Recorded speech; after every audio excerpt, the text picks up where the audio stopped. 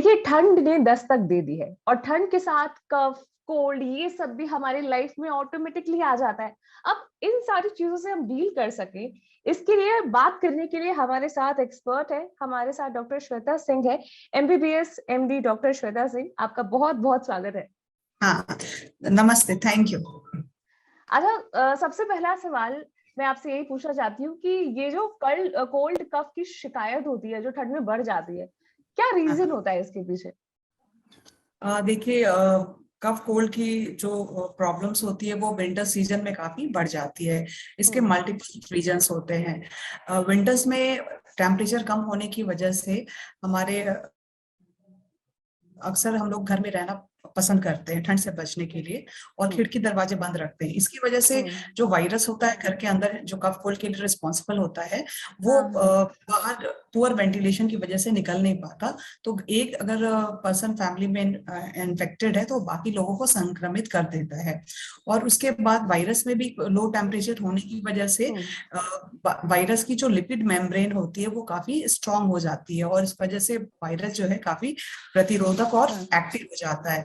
तीसरी ये है फैक्टर इम्पोर्टेंट कि जो विंटर्स में टेम्परेचर कम होता है, साथ साथ दिन छोटे होते हैं। दिन छोटे होने की वजह से विटामिन डी जो सनलाइट से मिलती है वो कम हो जाती है, और विटामिन डी कम होने की वजह से जो हमारा इम्यून सिस्टम है वो प्रॉपरली वर्क नहीं करता है।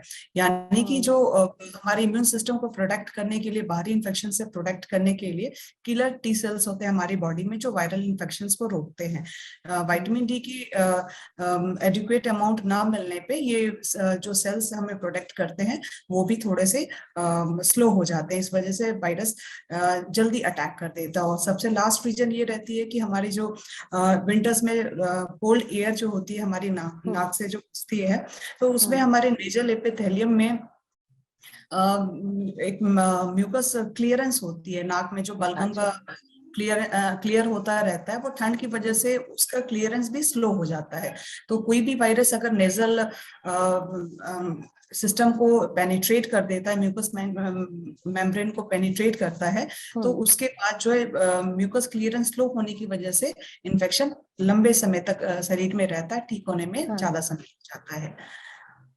अच्छा, तो मतलब विटामिन डी जरूरी है, हमें वेंटिलेशन घर में अच्छा जरूरी है, हमें सूरज की रोशनी लेना जरूरी है।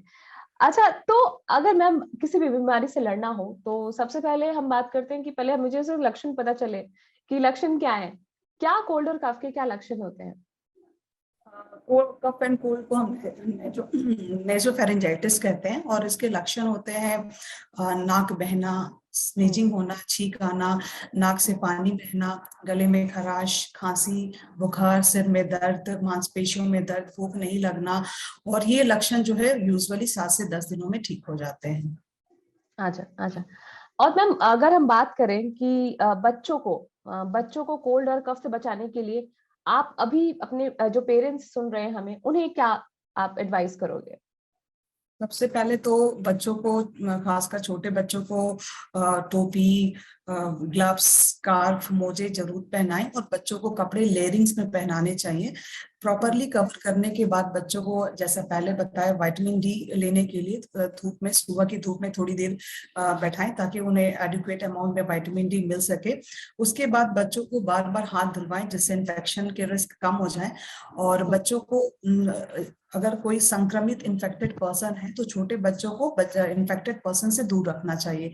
इनकेस पेरेंट्स बच्चे को पब्लिक प्लेस में किसी भी वजह से ले जा रहे हैं तो कोशिश करें कि बच्चा 2 साल से बड़ा है तो उसको मास्क जरूर लगाएं।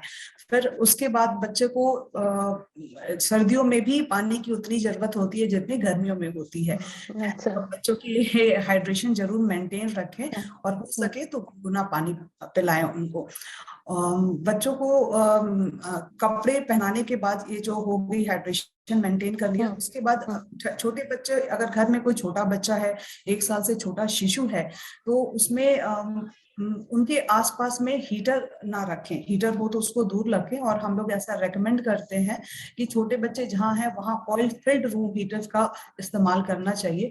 इससे ये रहता है कि ऑयल फिल्ड जो हीटर्स होते हैं वो एक बंद कमरे में ऑक्सीजन को बर्न नहीं करते और ह्यूमिडिटी को भी कम नहीं करते। तो इससे क्या होता है कि ऑक्सीजन की कमी नहीं होती है, बच्चों को सांस लेने में प्रॉब्लम्स नहीं होती है, और ह्यूमिडिटी कम नहीं होने की वजह से जो स्किन की ड्राइनेस और आईज की ड्राइनेस है वो भी नहीं होती है। तो ये सब चीजों का ध्यान रखें। अगर इसके बावजूद बच्चे को इन्फेक्शन हो जाती है, सर्दी जुकाम हो जाता है, तो रुमाल की बजाय टिश्यू पेपर का यूज करना चाहिए। और लास्टली अगर ज्यादा दिक्कत हो रही है बच्चे को तो अपने नियरेस्ट पीडियाट्रिशियन और चाइल्ड स्पेशलिस्ट को कंसल्ट करना चाहिए। ओके, अच्छा, जैसा देखा जाता है हर शहर में ठंड के टाइम पर, अपने शहर में भी देख लीजिए बनारस में, कि स्मॉग की प्रॉब्लम बढ़ जाती है और स्मॉग की वजह से बहुत सारी प्रॉब्लम्स, बीमारियां और बढ़ जाती हैं। अब जैसे फॉर एग्जांपल एलर्जी और एस्थमा को ले लें, इसकी प्रॉब्लम बहुत ज्यादा बढ़ जाती है। तो बच्चों को इससे कैसे हम लोग प्रोटेक्ट करें? और विंटर्स में जो जो दो चीजें जैसे हमने पहले भी बताया है, cold air and dry air. जो हवा होती है वो सूखी होती है, नमी उसमें कम होती है, और हवा ठंडी होती है। कोल्ड ड्राई एयर और साथ ही साथ जो upper respiratory tract viral infections होते हैं, ये दोनों मिलके जो है किसी भी बच्चे की एलर्जी या अस्थमा के अटैक को बढ़ा देते हैं। तो कोशिश करना है जिन बच्चों को अस्थमा या एलर्जी की प्रॉब्लम हो, तो उन्हें जिन चीजों से एलर्जी होती है, जैसे स्मोक से, डस्ट से, पॉलन ग्रेन्स होते हैं, या पेट से एलर्जी होती है, तो इन सब चीजों से बच्चों को दूर रखना है, कोशिश अवॉइड करना है जितना हो सके। उसके बाद जो एस्थमेटिक बच्चे होते हैं, जिनको एस्थमा की प्रॉब्लम होती है, उनको ईयरली, साल में एक बार फ्लू का टीका जरूर लगवाना चाहिए। और जो जिन बच्चों को अस्थमा की प्रॉब्लम है और परसिस्टेंट एस्मा है और वो रेगुलर मेडिसिन ले रहे हैं, जैसे इनहेलर हो गया और कुछ ओरल मेडिसिन ले रहे हैं, तो उनके पेरेंट को ये अश्योर करना चाहिए कि बच्चा प्रतिदिन अपनी दवाइयां टाइमली लेता रहे। और अगर कभी अस्थमा का अटैक आता भी है तो उनको ये पता होना चाहिए कि इमरजेंसी में उनको कौन कौन सी दवाइयां लेनी है, और बच्चे को किस टाइम पे डॉक्टर को कंसल्ट करना है, किस टाइम पे बच्चे को एडमिट कराना है। उसके बाद जो एक क्विक रिलीफ मेडिसिन होती हैं एस्थमेटिक बच्चों में जो दी जाती है इमरजेंसी केस में, ऐसी मेडिसिन से पेरेंट्स को एश्योर करना चाहिए कि हमेशा बच्चे के पास वो उपलब्ध हो, इमरजेंसी में वो उसका यूज कर सके और फिर बाद में उनको दिखा सके। अगर ऐसे बच्चे जिनको अस्थमा की बीमारी है घर से बाहर निकल रहे हो तो उनको भी मास्क का यूज करना चाहिए, और कोशिश करना चाहिए कि पब्लिक प्लेस को थोड़ा सा अवॉइड करें, ओवर क्राउडिंग अवॉइड करें। जिस दिन ज्यादा ठंड हो रही हो ठंड में, तो उस दिन बच्चे को बाहर मॉर्निंग वॉक के लिए, एक्सरसाइज के लिए ना ले जाए, घर पे ही एक्सरसाइज कराएं। तो इन सब बातों का ध्यान रखें, हम इन बच्चों को अस्थमा या एलर्जी से प्रोटेक्ट कर सकते हैं। जी, बस लापरवाही हमें नहीं बरतनी है, बाकी हम बच सकते हैं, मैम ऐसा कह रही हैं। अच्छा डॉक्टर श्वेता, अगर बात करें वैक्सीन की, तो ठंड में बच्चों के लिए कौन सी वैक्सीन लगवाना जरूरी है? देखिए, ऐसे तो सारे वैक्सीन बच्चों के लिए जरूरी होते हैं, लेकिन जहां तक विंटर सीजन की बात है, एक फ्लू वैक्सीन होता है जो विंटर सीजन में हम लोग काफी उस पर जोर देते हैं, मैंडेटरी होता है, एक तरह से कहें कि मैंडेटरी होता है। स्पेशली जिन बच्चों को अस्थमा एलर्जी होती है उनमें और ज्यादा जरूरी होती है। तो ये जो फ्लू वैक्सीन है, इसके टीके ईयरली लगाए जाते हैं, और ये कोशिश यह करें अभिभावक की इसको विंटर सीजन स्टार्ट होने से 2 हफ्ते पहले लगाएं, ताकि जब सीजन की शुरुआत हो जाती है तो इसका पूरा पूरा बच्चे को इस इन्फेक्शन से बचाव कर सके। इसके अलावा भी कुछ ऐसे वैक्सीन होते हैं जो हर बच्चे को लगे होने चाहिए, लेकिन अगर वो उन बच्चों को इंजेक्शन नहीं लगे हैं तो बाकी इन्फेक्शन का, जैसे कि न्यूमोकोकल वैक्सीन, अगर किसी बच्चे को न्यूमोकोकल वैक्सीन नहीं लगी है या छूट गई है, स्पेशली अस्थमेटिक बच्चों को, तो उनके पेरेंट्स ये अश्योर करें कि उनको फॉलो अप में या फिर बच्चे को डॉक्टर के पास ले जाएं और कैचअप वैक्सीनेशन में इसको लगाया जाता है।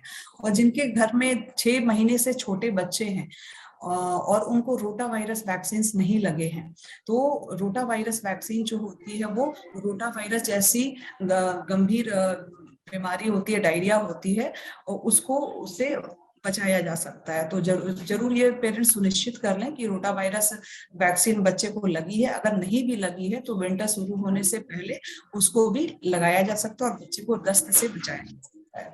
जी, thank you so much doctor Shweta, because आपने जो चीज़ें बताई छोटी-छोटी चीज़ें हैं, हम लोग भूल जाते हैं, याद नहीं रहता है, और आपने ध्यान इस पर डाला है। एंड जाने से पहले ओवरऑल पेरेंट्स को कुछ कहना चाहोगे?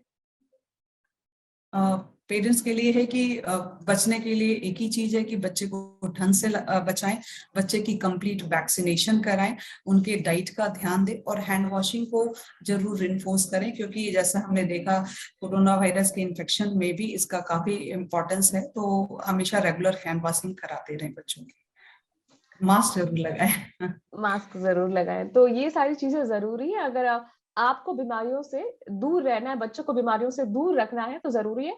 तो आप इस वीडियो को सुनिए, ध्यान से सुनिए और ज़्यादा से ज़्यादा स्प्रेड कीजिए ताकि आप ज़्यादा से ज़्यादा हेल्दी रह सकें। Thank you so much doctor Shweta. And 95 big FM के साथ आप सब भी धुन बदल के तो देखो।